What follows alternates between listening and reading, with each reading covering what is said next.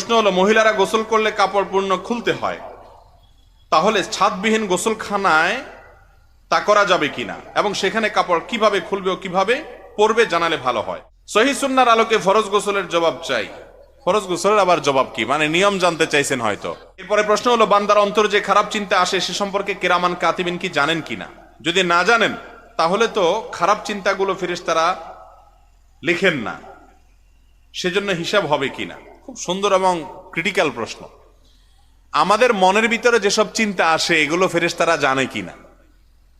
আমাদের মনের খবর আল্লাহ জানে, সেটা তো আমরা জানি, ফেরেশতারা জানে কিনা এটা একটা দরকারি প্রশ্ন। যদি বলেন যে জানে না, তাহলে হাদিসে আসছে, মান হাম্মা বিহাসানাতিন, যে ব্যক্তি মনে মনে কোনো ভালো কাজ করার প্রতিজ্ঞা করলো, ফালাম ইয়ামালহা, কিন্তু কাজটা সে করার সুযোগ পায় নাই, কিন্তু নিয়ত ছিল তার পাক্কা যে সে করবে, কিন্তু করতে পারলো না।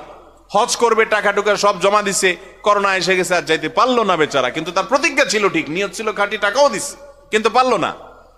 তো নবীজি বলেছেন, ওই যে নিয়তটা খাঁটি ছিল, ভেজাল ছিল না, কিন্তু কোনো কারণে হয় নাই, তো আল্লাহ তাআলা তার কারণে তাকে সওয়াব দিবেন। এখন এই সওয়াবটা লিখবে কে? ফেরেশতা। তো ফেরেশতা যদি না জানে কি নিয়ত করছে, কেমনে লিখবে?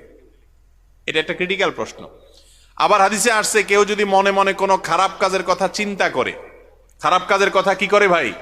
চিন্তা করে মনে মনে, আর চিন্তা করার পর সে প্ল্যান করছে সে এই খারাপ কাজটা করবে, মনে মনে নিয়ত করছে, প্ল্যান করছে এই কুকামটা সে করবে, কিন্তু এরপরে সে খারাপ কাজটা আর করে নাই, আল্লাহর ভয়ে সেটা ছেড়ে দিছে, করে নাই, সাথে সাথে ওই খারাপ কাজ করার নিয়ত করার পরও যে সে করে নাই, ফিরে আসছে, এই জন্য তার আমলনামায় একটা সওয়াব লেখা হবে। এখন ফেরেশতা মনে